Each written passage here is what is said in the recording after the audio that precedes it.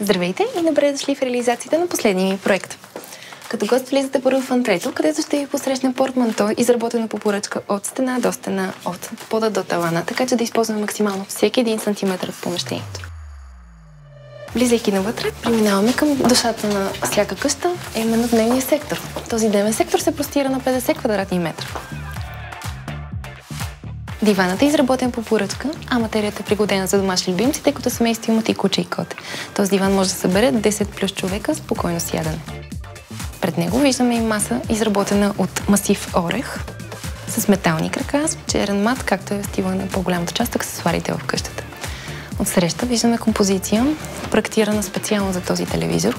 TV композиция, състояща се от 5 чекмеджета, гараж за устройствата и една обща обливаща част, която съчетава както дървения панел, намиращ се и на противоположното място, така и цялата композиция от край до край. Килимът е абстрактен по желание на клиента и е съставен от велур и от 624 000 нишки на квадратен метър. Трапезната маса събира 8 човека. Тук имаме два акцента. Първият е плота от масивен дъб. Вторият е розовите столове, изработени от плюш руш. Тук имаме и символика при осветителните тела, за която именно тук се фокусира и се вижда най-добре. Погледнете ли нагоре, ще видите осветително тяло, символизиращо непрекъсната дружба при всякакви обстоятелства. Това осветително тяло носи посланието си над Кухненския остров, където имаме още 3 бара стола, изработени по поръчка с трапезните в същия цвят и дизайн като техния. Проектирала съм остров с овални корпусни части, изработен е от гранит, който прелива в мивка, която е вградена от гранит. Освен това сме вградили 6 контакта и диспенсър за спун. Първия ред от горните шкафове пък сме повторили дървесния елемент от хола, така че да може да има симбиоза в цялото помещение.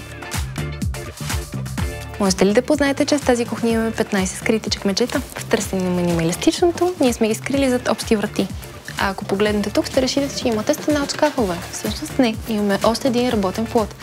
Именно чрез този нов механизъм ние отваряме пространството, издръпваме плота, заключва се и може да започнете работа на него. Добре дошли в банята за гости. Тук имаме овално огледало с вграден смесител. Огледалото е след осветление. В него имаме мивка от речен камък с изключителна и уникална форма, неповторима, единствено направена за този клиент. А отсреща над тоалетната сме вградили и шкаф за принадлежности. Използвайки факта, че изградихме конструкция, ние вградихме ниши в нея, в които можем да приберем тоалетните си принадлежности, а те не се виждат, влизайки в банята. Добре дошли в кабинета, мястото за спокойствие, осамотение и събиране на мисли. Тук имаме стена от естествен мрамор. Отново имаме бюро от край до край и всички детайли от столове, одела, възглавници и килим са направени от плюш и велур, така че да може да създадат максимално усещане за уют. Осветлението при стълбищата е поставено по иновативен начин в периферията на стълбищната клетка.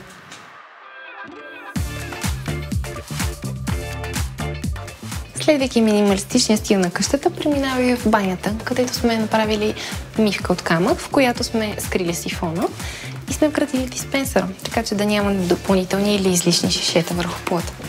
И си мислите, че няма достатъчно място за съхранение, и тук ще ви изненадам. Имаме скрит шкаф над тоалетната конзола, който е само за принадлежности.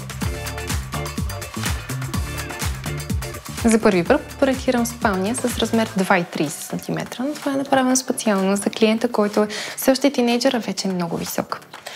Зад спалнята виждате акцентиращата стена в тази стая, а именно тази тухлена бетонова стена, изработена от художници, специално за този дизайн. Както виждате, цялата стая е в индустриален стил, а не в чисто минималистичен, както беше до момента, затова останалите ограждащи стени са от бетон. Всички завивки и чаршафи в къщата са изработени специално за клиентите и тук виждате инициалите им. Чрез плъзгаща врата влизаме и в дрешника, в който сме използвали пространството до тавана, за да може да има място за съхранение. Преминаваме към стаята за семейни забавления. Тя е изпълнена с цветове, каквото се очаква да бъде настроението в нея. имаме оранжев диван с сиви възглавници, имаме пъстър килим и зелена плюшена завеса. Освен това остава маса, пълна с отделца за филмови вечери. А този диван се разтяга и е подходящ за гости. В старанието си да скрия всичко, скрих и гардеробите в къщата. Тук може да видите, че има гардероб само по процепите между чекмеджетата. В главната стая имаме спалня от светъл плюш, оградена от дървени акустични панели, така че да може клиентите да получат пълното си спокойствие тук и да се насладят на прекрасната гледка. 2 от 4 стени са покрити от завеси, които преминават към дрешника. Вместо врата тук поставихме завеса, за да можем да използваме всеки 1 сантиметр по функционален начин. В тази баня мивката е отново от камък с скрит сифон и диспенсър. Отдолу под мивката имаме скрито осветление, така че да може, ставайки през нощта, да не се разбуждате. А в душ зоната сме скрили 4 ниши, за да може да съберат максимално много принадлежности.